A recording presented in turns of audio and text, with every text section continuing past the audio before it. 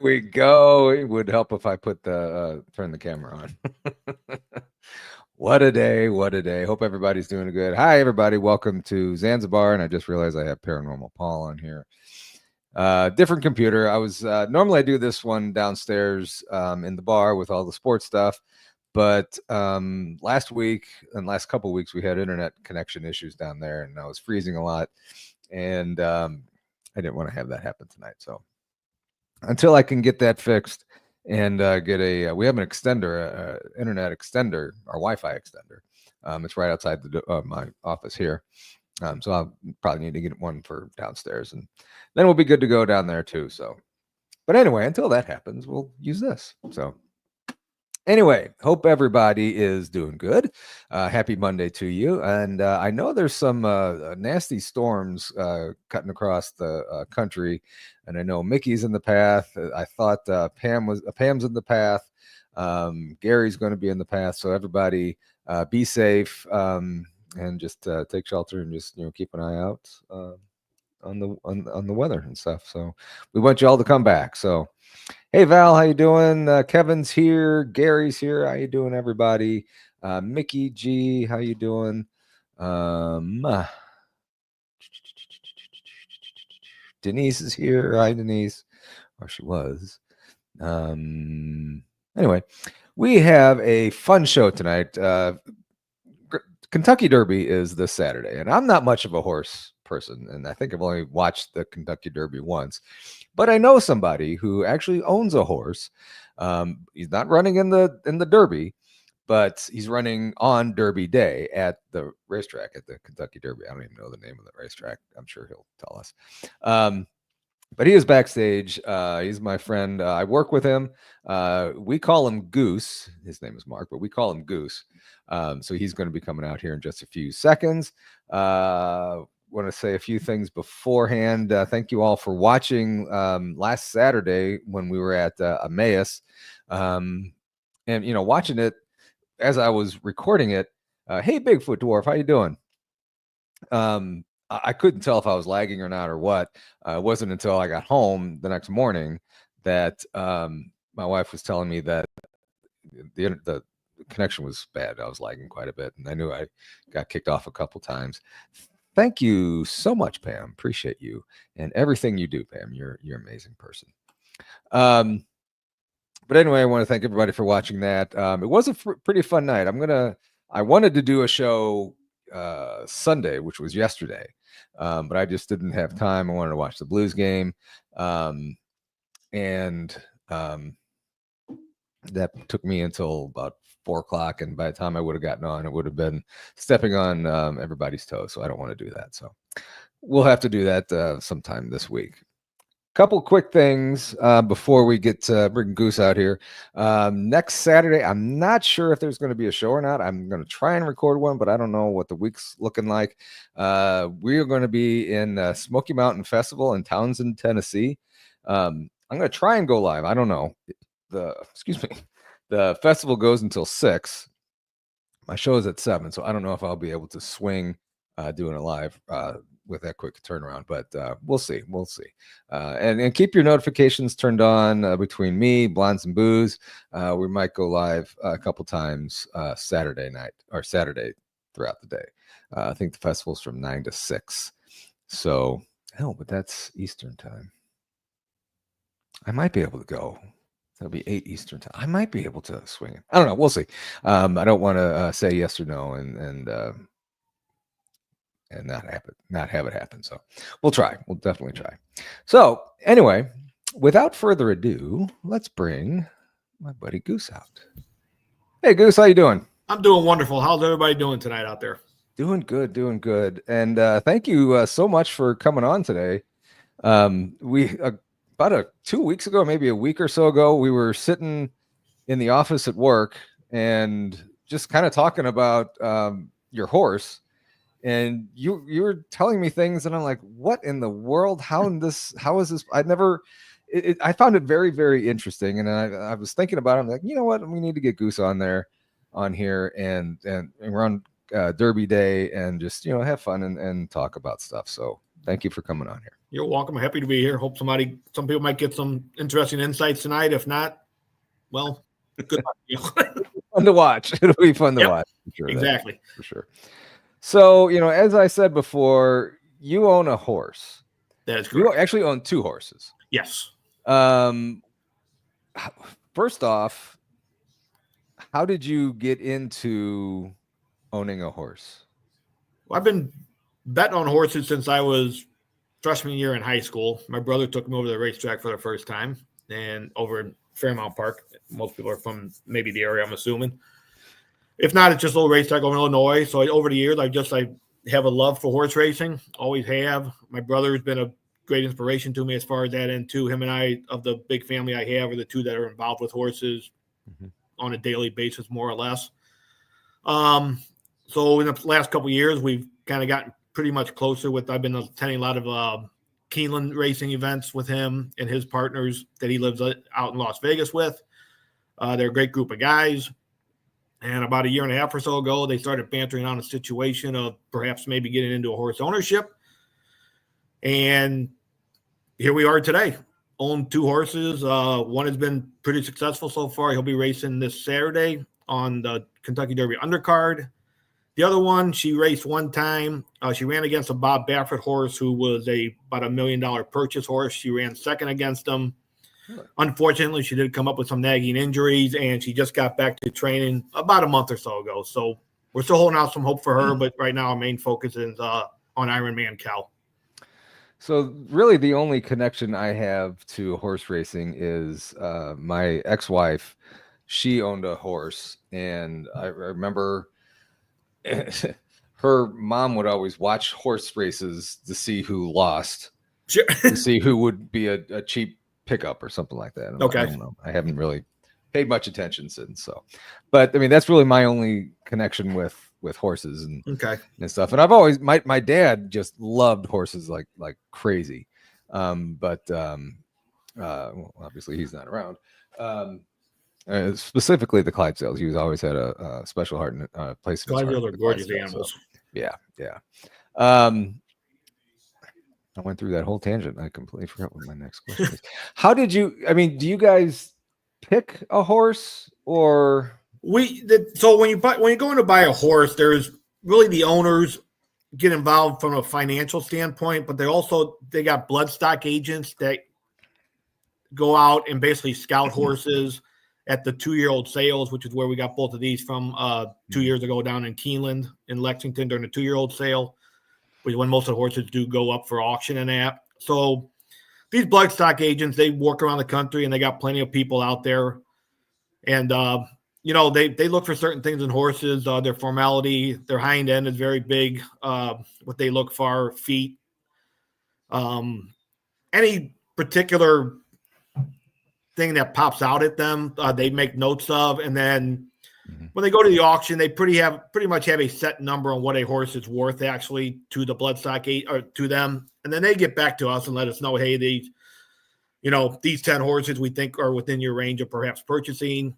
But once the auction starts, you really don't know where the price of a horse is going to go. I mean, some you think they're going to go for maybe, $50,000-$100,000. They end up going for $300,000, $400,000 in that. So, because everybody has different bloodstock agents and they'll look at things differently. Similar to scouting in baseball, basketball drafts, and football drafts, actually. Right.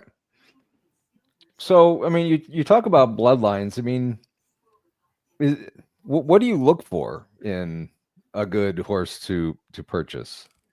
You want once again, it goes back to bloodlines. There's obviously a male and a female horse, and that, so you got a mom and dad involved. So you look for their trends in racing, whether they were dirt horses, turf horses, whether they run long, short races. Some are strictly known as sprinters, meaning they don't run very rarely past 6-7 furlong races.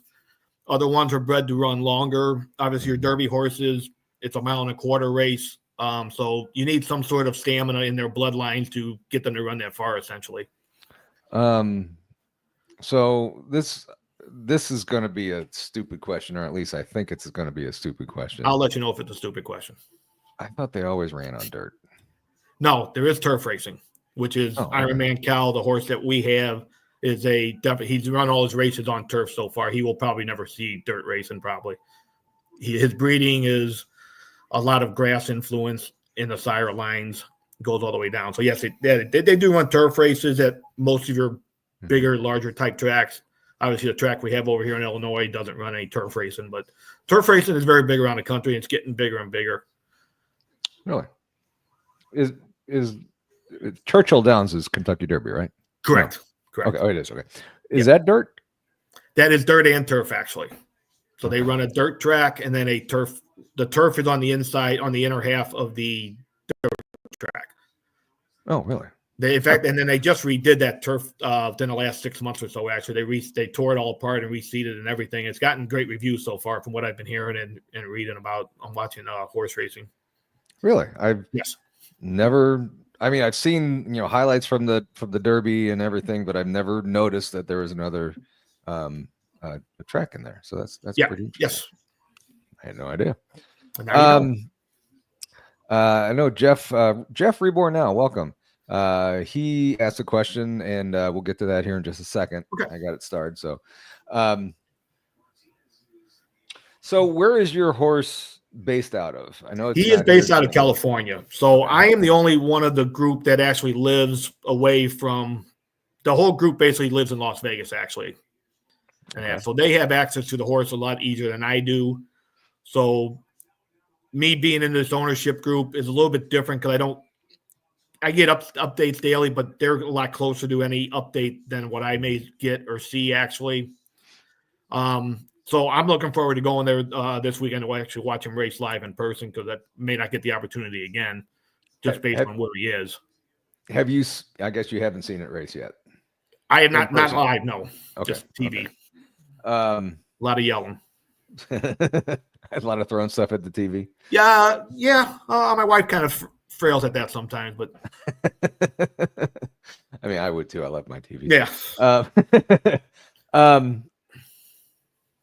So, I mean, do you have like one trainer for the horse? We have or one trainer. His name is Phil D'Amato. He's out of California, of course. Actually, he's really known for turf horses, actually, which is one reason why when we bought the horse, we were looking at him to potentially train him, adding that, actually. So that definitely helped the influence there too. Okay. You sent me a video. Let's set this up real quick, and before we go much further into this, we'll show the video. Okay. It kind of shows your horse, and it's a pretty good-looking horse. So, who are these people that we're seeing in here?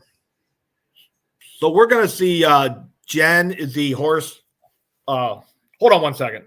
Let me pull this up real quick, actually, and I can kind of walk through it with everybody. Let me get my phone out here. Because when we watch it, we'll be muted. Yes. So, yeah, I got it on just at the beginning now, actually. So, is that where you are with it? Yeah, I'll start it. So what is her that is Jessica. She is basically the outrider for the horse. She trains the horse in the mornings, and she travels with the horse and she's kind of that horse's keeper, actually, around the clock, more or less. Okay. All right. And is the normal rider on this video too, or no, the jockey is not on the video. The jockey is a jockey from he's from Italy. His name is Antonio Fresu. Mm-hmm. He's relatively new over here. I would say he's been racing over here for about 4 or 5 years now, actually. I just realized I call it the rider. I know the rider is called the jockey. What the hell am I doing? Okay, here we go. We're gonna show this quick little video here. Okay, yeah. All right, hang on. Here's Ironman Cal returning from his gallop this morning. How'd he go, Jess? He went super good. This horse, even though he's so young, go ahead. Seems like when he gets on the big stage, just like Breeders' Cup, same thing. He gets to the big stage and he thinks everyone is here to see him. He thinks he's the superstar of the weekend. There's no Derby horses here. It's just him. So just galloped really nice, 1.5 miles out there, first day galloping, and he just took it in like I said, like everyone is here to see him. So it was awesome, super classy, and excited for what this week brings. What's the plan between now and Saturday? Just some good 1.5 mile gallops, try to keep the fitness in him going into this weekend. Hopefully the rain stays away a little bit so it's not so wet out there, but kind of just the same thing as always. That's a good looking horse you got there. Thank you. We're very proud of him right now. And it looked like she was trying to move in on your territory there. She, well, she'd have a lot of people to fight with down there, probably. Okay, so your horse is in. Okay, so your horse's name is Ironclad. Iron Man Cal. Iron Man Cal. Boy, I was way off on that. You know where that name came from? Iron Man. Think baseball. Oh yeah, Cal Ripken. Yes, and Okay. he was known as the Iron Man, so they named him Right. Iron Man Cal. Hmm. Interesting. Very right? good. I hope that's a good omen there. Interesting tidbit. There you go. And what kind of horse is that? It is a male colt. He's a colt, Okay. and he's 3 years old now.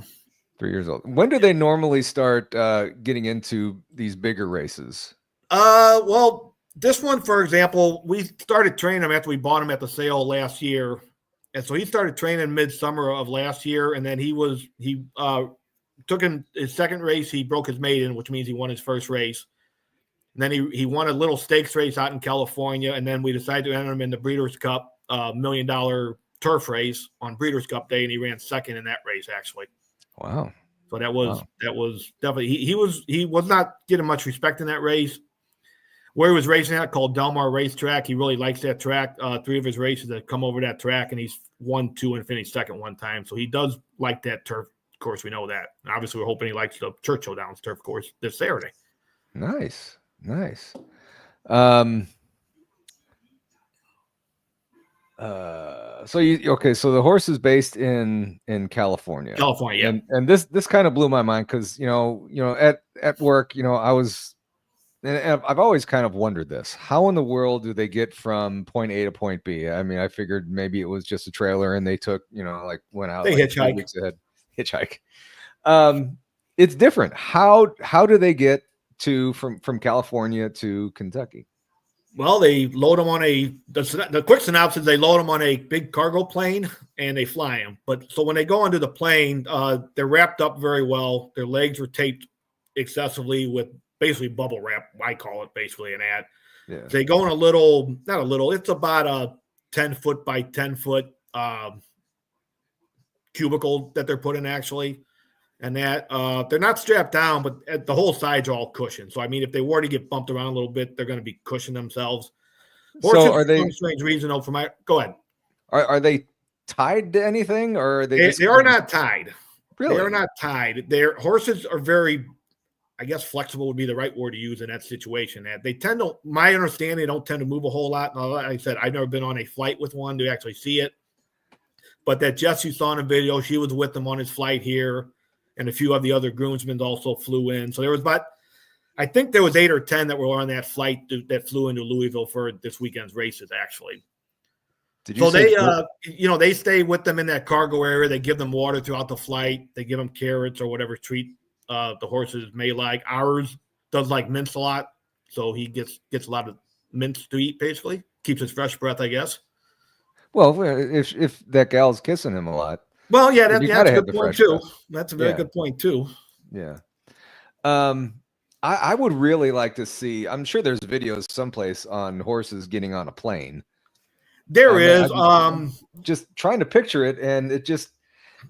I mean, you could probably with YouTube out there. I'm sure there's a YouTube videos out video there. You could probably watch them loading the plane and things like that. Yeah. But with turbulence and stuff, I would almost think that they should be tied down, but I guess not. And they're not really tied down, no. I mean, I when they fly, I would assume they make sure the weather is going to be good most of the way. They were probably also. I don't know too much about that aspect of it, what we really look for and that sort of thing. I leave that up to the pilots and the people that decide to fly the horse, I guess, what they think. Huh. So I wonder if they have like a special cart, like when they bring out the snacks and drinks and stuff like that. I don't know. I will have to ask them that this weekend when I go down there. And it is interesting, though. See, I want to get on a plane with a horse now. I want to do that. Me too, actually. I think it'd be neat. It'd be interesting to see what they do down there, actually, on the flight. Actually, they balance better if they're loose to find their footing. Okay, yeah, that makes sense. That makes sense. Yes. And. Okay. Are they on like a hay floor, or is it like a rubber mat, or? Hay typically, and that they could have some rubber floors. I know I just saw Amy pop up, and you said she's with some horses too, and that. So maybe you have some insight as far as that also goes. Interesting. I know. Yeah, Amy has some horses, and I know she's excited about this one. So how soon before the race on Saturday did he arrive in Kentucky? He arrived there on Friday afternoon. He got there. Okay, so Friday afternoon. He's there for a good week. And they try usually something like that. They try to get them there a week or between 5 and 7 days prior. Actually, they get acclimated to the track. You heard Jess in the video talk about he's just doing 1.5-mile gallops on the track, and that's all they're going to do for the few days just to keep him in shape and keep his mind focused. And that he won't have a true real workout probably between now and the Saturday. Now, has he run a course as big as the Derby? The Breeders' Cup was at Delmar last year, so yeah, he has not been out of California yet, actually. So that was that's always concern about a horse traveling is you don't know how they're going to travel until they do travel. Actually, some have handled it well over the years, from my understanding, and I've heard other stories with horse racing that horse just does not like it, and then they get off the plane. They don't want to run at all at that point in time. Well, it looks happy. I mean, he looks fine right now. Yes, he does. Yep. Yeah. And how soon before the race are you going to go down to get to see him? I will be going down on Thursday. I'm leaving probably about noon or so. It's about a 5-hour drive. And that the rest of the group is flying into Louisville tomorrow. Actually, they're going to play some golf down there for a couple days. Okay. Although it's supposed to rain Tuesday, Wednesday, and Thursday, so yeah, we'll see how that goes. Yeah, I'll be in Tennessee, so I'll be kind of passing you. And, okay. It's supposed to rain all weekend, I think, or at least up until hopefully it holds Friday. off. Yeah. Yeah. Did they know that you're leaving at work? If they're not watching. They'll know. I know you told a lot of people, so hopefully they're not watching. Exactly. It's on the calendar. Yeah. Oh man, I forget. I'm very forgetful tonight. That's okay. You probably had a long day. Yeah, it has been a long day. So this isn't the main race in the Kentucky Derby. No, this is race 9, and the Kentucky Derby I think is race 12 that day. So this race is scheduled at I got it pulled up right there. Scheduled at 3:00, 3:06 to be specific. Really? So yeah, they down there on Derby Day. Usually races are about 45 minutes to an hour apart, actually, because there's 150,000 people there betting. So imagine what the chaos that potentially goes on there. Yeah, you've been to the Kentucky Derby before. Yes, I went for me and my buddies back in the 90s, late 80s and early 90s. Went for 17 straight years, actually. Really? Yes, awesome. And that's when we were young and dumb and just partied it up and drank mint juleps all day long. But you've never been to where okay, so you were kind of mentioning you're going to be in with the other owners. Yes, we will be sitting up somewhere in the owners sections and that. I mean, some of the owners, they kind of like to keep them themselves, but we'll be up with a majority of them, I would assume. So, I mean, are you going to be up there for the entire day or just we will race? Be up there all day. We'll probably, obviously if the horse wins, when the horse wins, we will be down in the winner's circle. Yeah. That's our main goal. But for the most part, we'll be hanging out up top all day long, probably. So is this the race that if the horse wins, we're not going to see you on Monday? That is correct. That would be correct, actually. All right. So, well, and you'll probably be the first to know probably then. Okay. All right. Then again, maybe not, because the office people are going to probably have it on TV because the whole office is fully aware he's running. So is your horse's race going to be on national TV? It'll be on NBC. I think picks up the coverage at 3:00. I do believe so. It should be the first race on NBC. But I know beforehand, I think the races are on Peacock and USA Network. I think. So, guys, if you want to watch Goose's horse run, make sure you check that out. I'm sure you can search, Kentucky Derby and wherever. He's a number 10 horse in race 9. Iron Man Cal. You should have that down by now. I should have that down, but I'm just a dumb paranormal guy. I say that that I'm a dumb sports guy on the paranormal side, but so I can't wait to hear what hobnobbing with these other owners is going to be like. Yeah, I'm curious myself in that actually to see what goes on. And I'm gonna try to get some pictures, but I kind of heard they don't like pictures being taken up in that area. So, I'm not gonna attempt it if I don't feel comfortable with with whoever's up there. I just pretend like you're texting somebody and just kind of hey, I could do that how actually. you doing? That's a good idea. That's a good idea. I mean, you hear like, I mean, I'm sure it's different. Owners and like sports teams are different than horse owners. I mean, I don't know. I mean, I mean, you're the only horse owner that I know, and you're nothing like a sports team owner.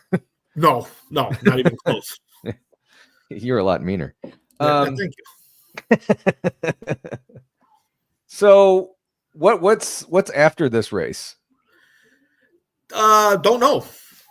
Typically, a race like this will take a little bit out of the horse. Plus, with the traveling, I would suspect if he runs well, probably won't show up again till probably the Delmar meet, which starts in July. So once again, I haven't heard any discussion with that. I really haven't asked the question to anybody else about that. We typically, most of the time when a horse runs a big race like this, you kind of take it one race at a time and hopefully comes back healthy. That's the most important thing with horse racing.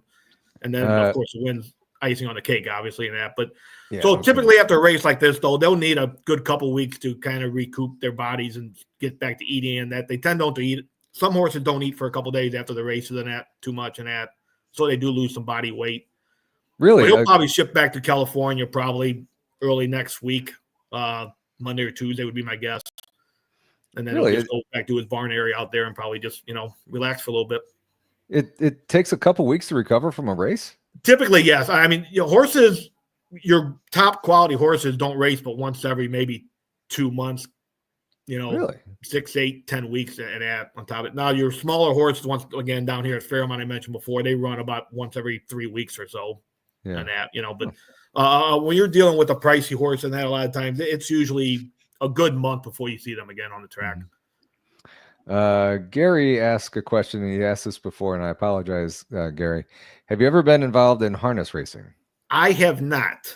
Do I watch it? Yes. Have I bet on it before? Yes. To me, I have a hard time with kind of figuring out the whole aspect of harness racing. Mm-hmm. I haven't really gotten too involved with it.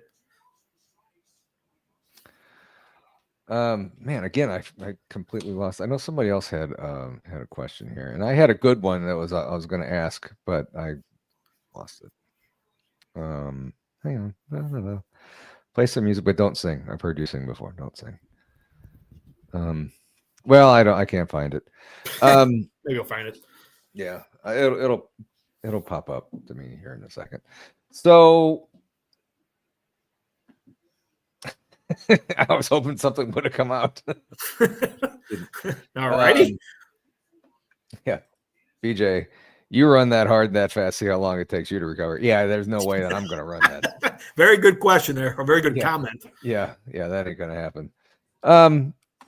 So this is the first time you've seen your horse run. He's going back to California. What is resting for a horse? I mean, just kind of wandering around the meadows or not meadows, the farm. They get back, they'll go back in their stall, their barn area and that, and they, they'll just, they take them out for walks daily, basically, and that to get them out stretching their legs and that. Like I said, the first couple of weeks, they won't do a whole lot because horse racing, it does take a lot out of the horse actually and that. So they tend to be careful with them and that. Like I said, they'll walk him every day, probably. Oh, for sure they will. They'll get him out of his barn every day. And that walk them, and then, they'll probably light jogging maybe on the track after about a week or so, actually. And then you can start feeling, you're good trainers that will be able to feel what the horse is doing, what he's, where he is actually.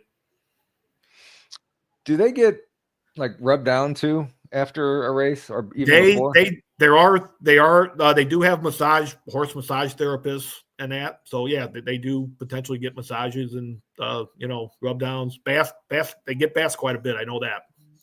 Wow. I remember what I was going to ask. How many people are in your ownership group? 10 of us. 10 of us. There's 10. So how do you guys decide on where they go and run a race? Well, I think, when we decided to do this, the presumption was to get horses that can run in California, because them guys can get to California. I think they've been to every one of his races that he's run in California so far, actually. Because it's for them, it's a quick flight to LA. It's about an hour flight, actually. So I mean, they can fly there with no problem, and then get back in a couple of days if need be or whatever. And at me, it's a little bit different for me. I would have to take a 3-hour flight, 4-hour flight, and take a few extra days probably here and there. But then a big race like Kentucky Derby Day, I mean, that's a no-brainer for you to go to. Correct. Now, this will be my first Derby I've been to since that long stretch we went to, and I didn't lose interest, but I'm not, as I get older, I don't like real big crowds like that, actually. And to me, it's not my cup of tea at this point in time in my life, dealing with 150,000 people.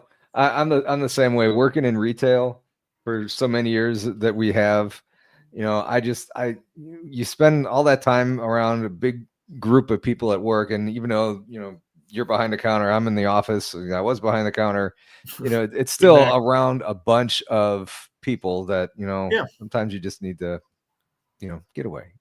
Down there, you're dealing with a bunch of young college students that get pretty hammered that day, actually. So you got that chaos going on and all that. Yeah. It's kind of now. But this year going down there, I'm going with this group that's we're going to be up in better seats than what we did back when we were younger. And that, when we went down there years ago, we just got the grandstand seats and sat there with all the people. Mm-hmm. Are you going to wear that shirt? I will be in a suit and tie that day. This shirt will probably be on me on probably Friday at the races, maybe in that. But This is for those of you wondering, this is just a silk shirt that I have on, all the different jockey silks and things like that. I do wear it to Keeneland every year I go there. I got 2 of these, actually, so I wear them. I take them both with me. Now, does your jockey does your horse have the same blanket under the saddle every race? Well, the saddle is based on the horse's number, actually, the color. Okay. Now, on this day, these big races like this, they'll all have the same color saddle cloth. Okay. But they'll have the horse, the number will be on the saddle cloth. But during the big races like these, they'll actually have the same color saddle cloth. When you go to just a regular racetrack or whatever for regular racing, there's different colors, actually. Okay. So I didn't know if it was all the same color, the Cardinals are always, red and white and everything. So no. Okay. So little Patty, what is the length of a horse's career? Not very long. It's a game of patience, I've learned over the years. Yeah. Typically, your real good horses, there's so much money involved in breeding nowadays that if you get a successful horse, and that he could bring you millions of dollars in breeding, actually, if he sells to a farm that's a notable farm, actually. But typically, I would say a horse like Ironman Cal, I would guess another maybe 7 to 10 races, probably. Really? Barring injury or something. Typically, a real successful horse, once they win a grade 1 race, which is the top race in America, their breeding can shoot through the roof, actually. So every owner's goal is to get their horse a grade 1 victory, actually. Okay.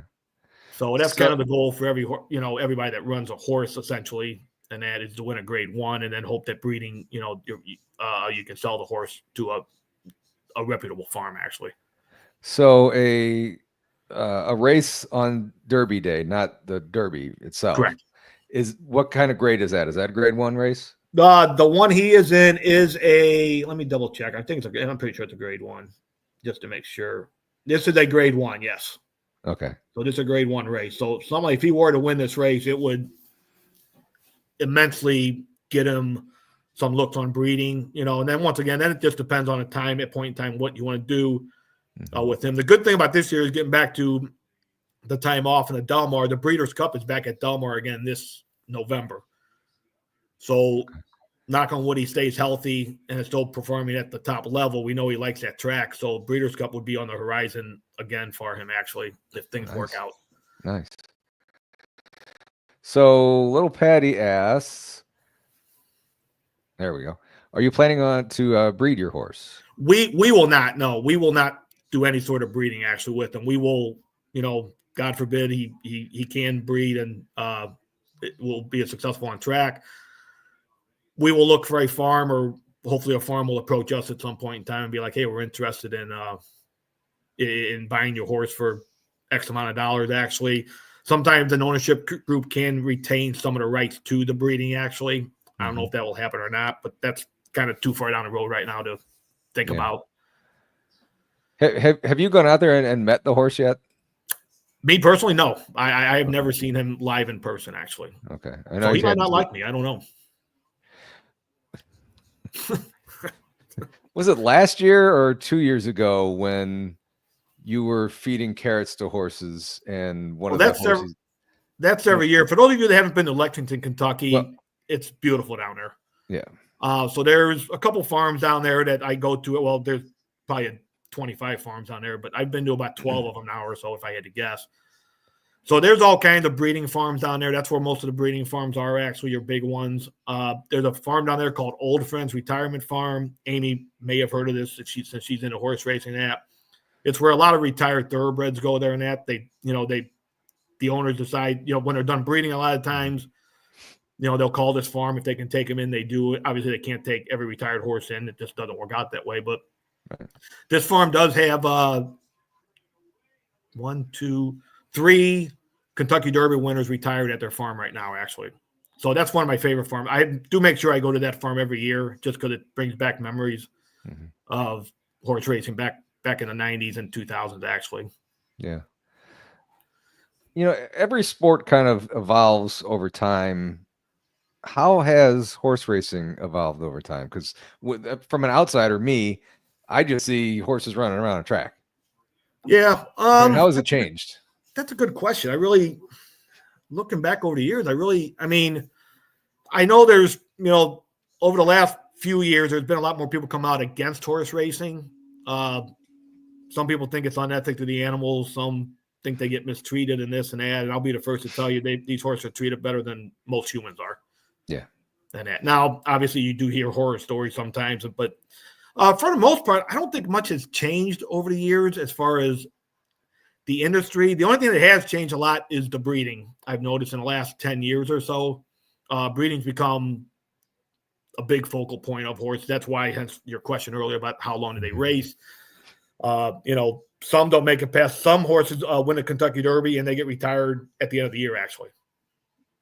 And that. So, horses, don't tend to stay healthy very long either, which is always a niche. I told you about the other horse I had before we came on the show that she's been nicked up in that. So, it's a crapshoot. And another guy that we work with has a horse, and I know he's been hurt before. This year too. She's been having some problems and that. And like I said, she's finally racing at Fairmount Park tomorrow in her first race. Yeah.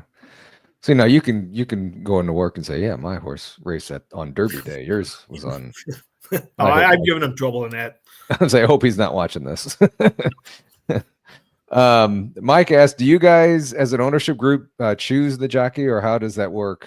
Does the horse race with the same we jockey? We do not choose a jockey. Well, I guess we'd have some say so in it. Typically, though, a lot of times these trainers have their quote go-to jockeys that they get the first. The jockey will get the pick of, if there's a couple of their own trainer. The trainer has a couple. I can't even talk. If the trainer has more than one horse going in a particular race, one jockey is considered their first call, actually. So he probably typically will ride the better of the horses, or the one he thinks has the best shot to win the race, actually. That's cool. And jockeys have agents also that kind of do the same thing. They bargain, they try to, hey, my jockey's interested in this horse, blah, blah, blah, this and that. But a lot of your top jockeys nowadays are kind of linked in with certain trainers and that throughout the country, actually. So do you guys have to pay the jockey? They do get paid. They get paid out from the, from our reimbursement fund we have set up, actually, in that. So they get 10 to 15% of the winning share that we get when a horse does get money back, actually. It's not necessarily for winning. Typically they pay down to the top 5 spots, actually. And what's the name of your jockey again? Antonio Fresu. Is he a little dude? All jockeys are little. They're not like me. I mean, they don't know. He probably is 115 pounds, if I had to guess. Okay. So is there an entry fee on Kentucky Derby Day for the smaller races? Or Yes, even there for is the actually. big, There is for an the, entry even fee. for the big races, is there an entry fee for it? The Kentucky Derby kind of has a thing set up where you can do early nominations, and I don't know what the cost of that is. I want to say it's around $1,000, give or take. You can nominate early, and then at they got a cutoff point sometime or another where you can do a late entry, but then it's a lot more money that's out of pocket. Mm-hmm. So sometimes you get these qualifying races. The last couple of weeks, they've been running a couple of them. And if a horse, happens to run third in that race, the owners might start thinking, hey, Kentucky Derby fever, let's supplement the horse in the Kentucky Derby. Okay. What's the largest purse your horse has raced? It was $1 million race last year in the Breeders' Cup, 2-year-old. Yep. And then what's the purse for this one? This is $1 million also. Wow. So, yeah, so he's back-to-back. He has not raced since then, so that's kind of our little concern is he hasn't raced, but his workouts have been phenomenal so far. Yeah. So, yeah, so he last raced on November the 1st was when that race was. Okay. So, I mean, he's certainly well rested and, Yeah, he's gotten 7 workouts in him, I think, since let me pull him up here. Actually, more than that. 1, 2, 3, 4, 5, 6, 7, 8, 9. My bad, 9. Started working out March 2nd. So he had that time off from November through the beginning of March, actually. And then he's worked out once a week since then, which is a typical training pattern that you want to see in horses. And like she said with Jen, is that her name in the video? Yes. Like she said on that video that your horse seems to like the attention. He does. That's why I told a couple people that. I told April that earlier today when I sent her that thing. He's a character. I go, oh yeah, he loves attention.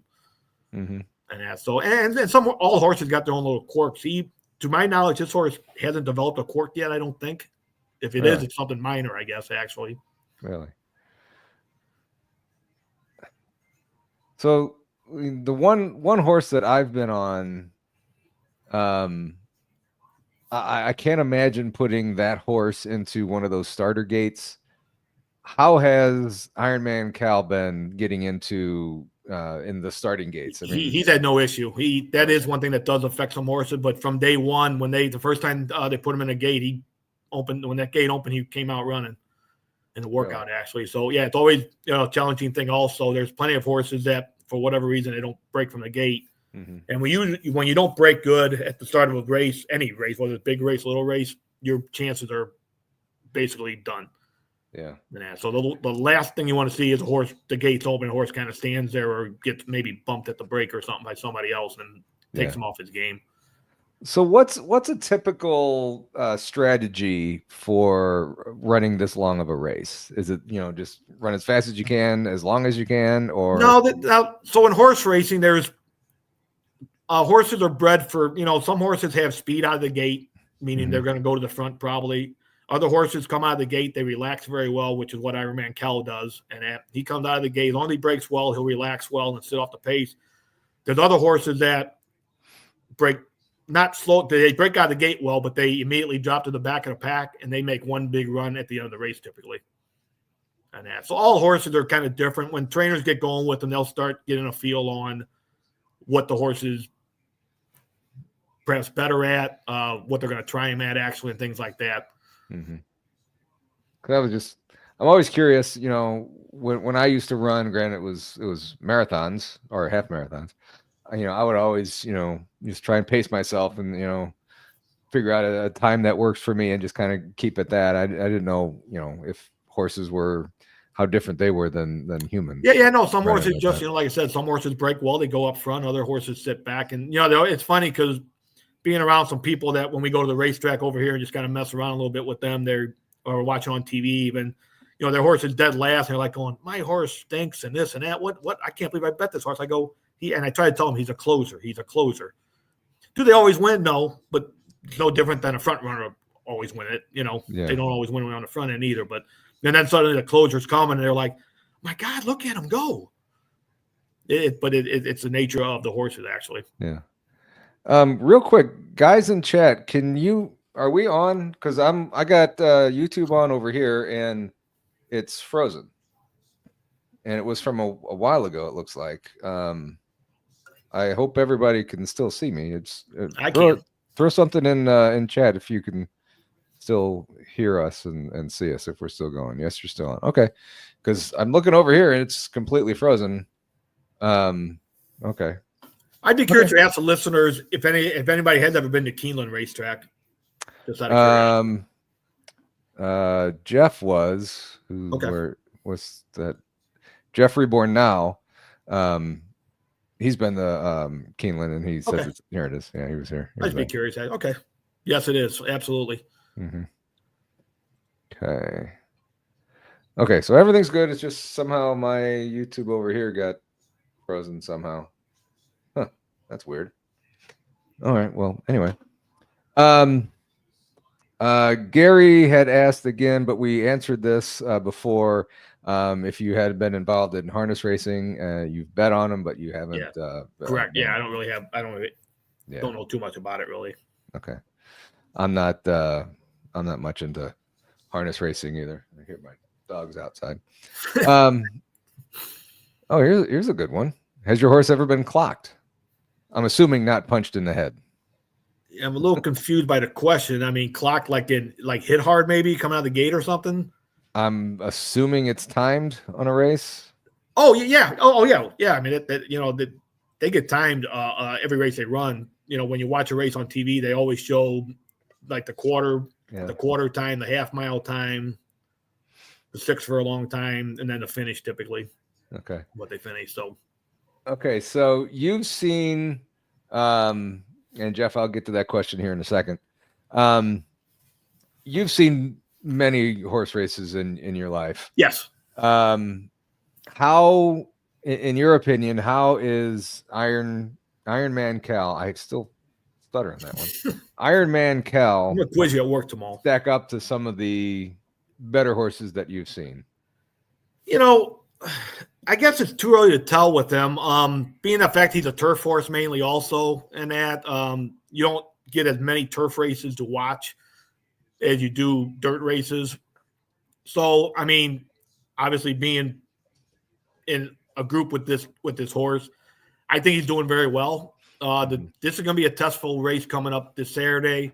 There's some very quality horses in the field. Chad Brown has a couple of them, and he's one of the best turf trainers in the country, actually.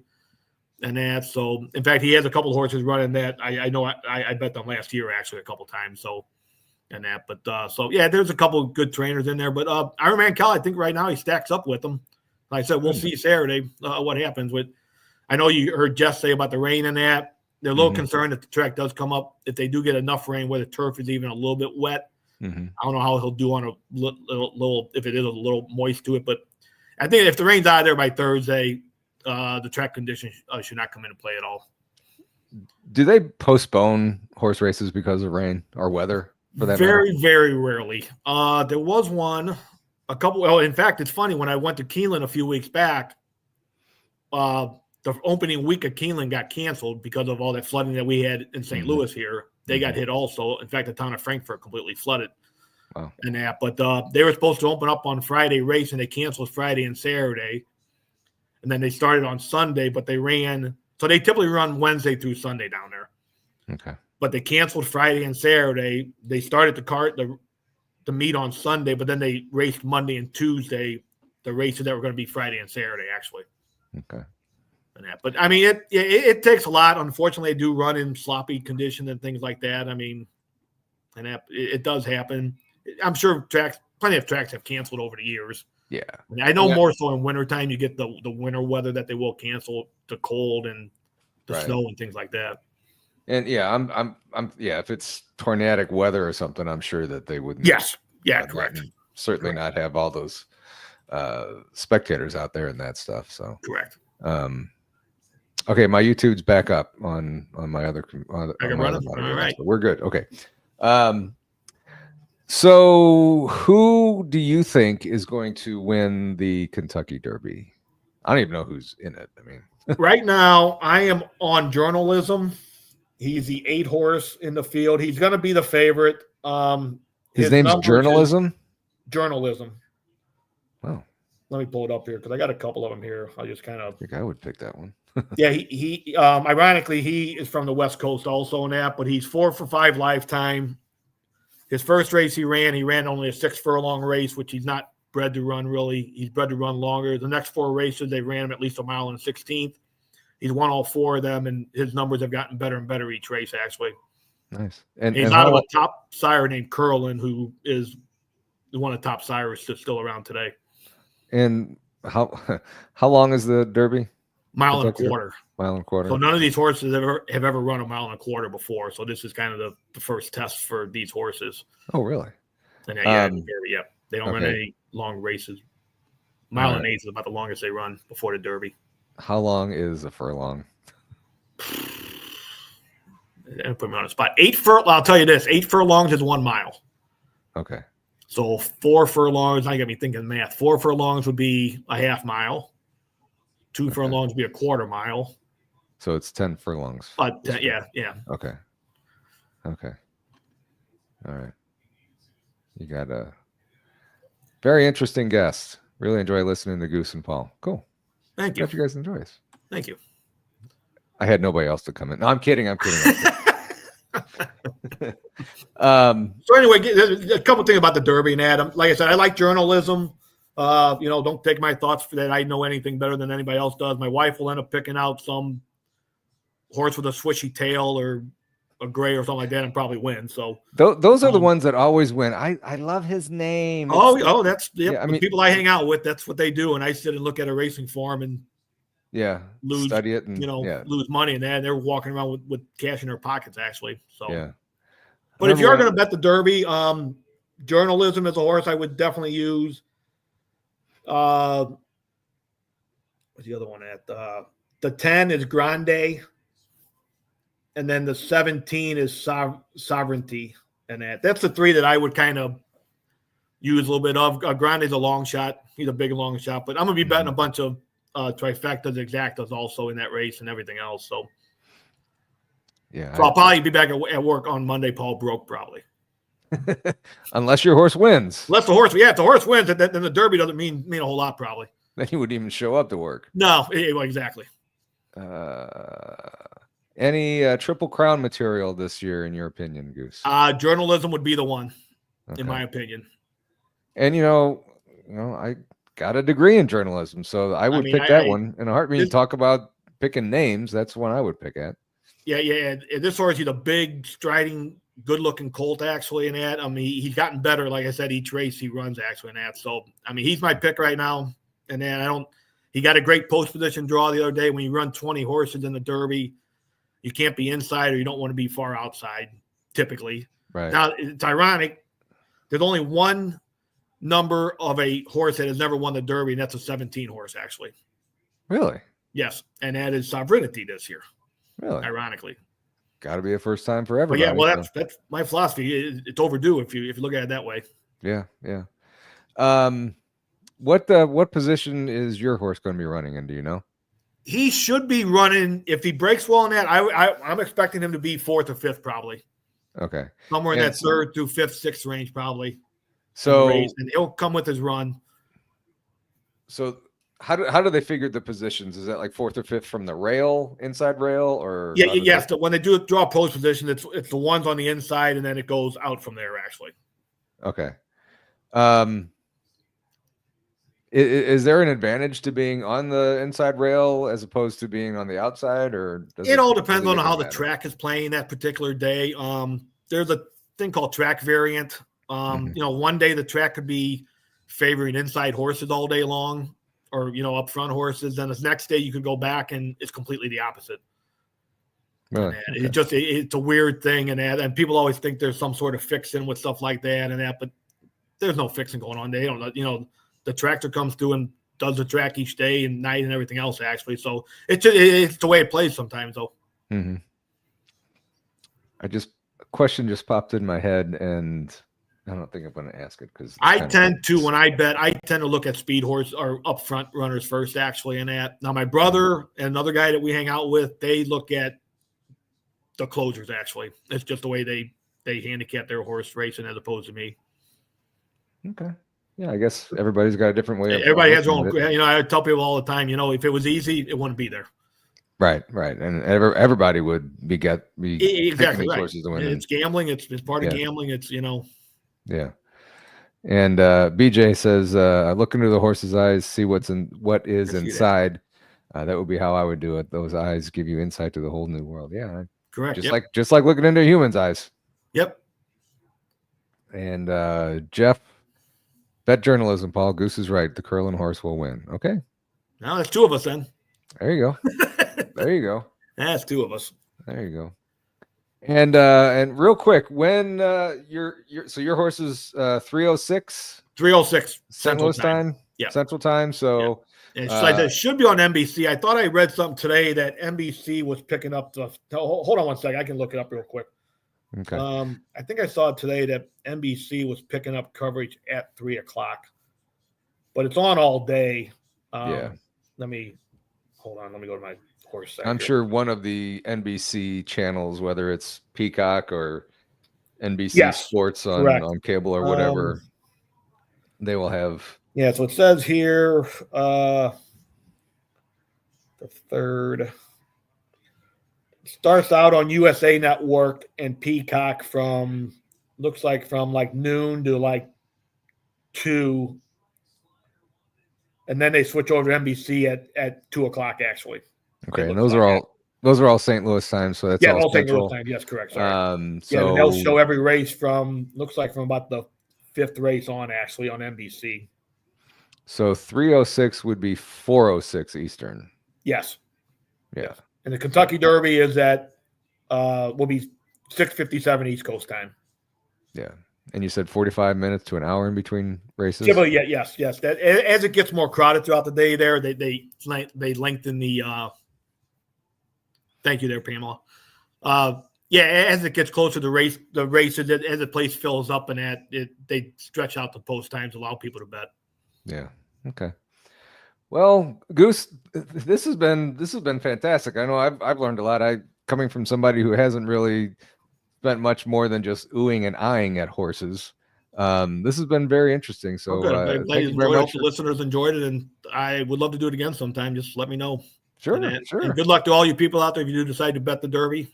Let's see how you do this Saturday. If you win, then maybe you can come in on next Monday and tell us what you're going to do with all your winnings. I might be a little bit hungover yet at that point in time yet. Might have to wait for another week. BJ, the Kentucky Derby is this Saturday. Yes. On NBC. Coverage starts at 4 Eastern time, I believe. Okay. So yeah, Goose, come on. He's you're a big sports fan, so come on anytime. Okay, we will do. All right, guys. So remember, catch Iron Man Cal. I got it right. Hey, you got it right.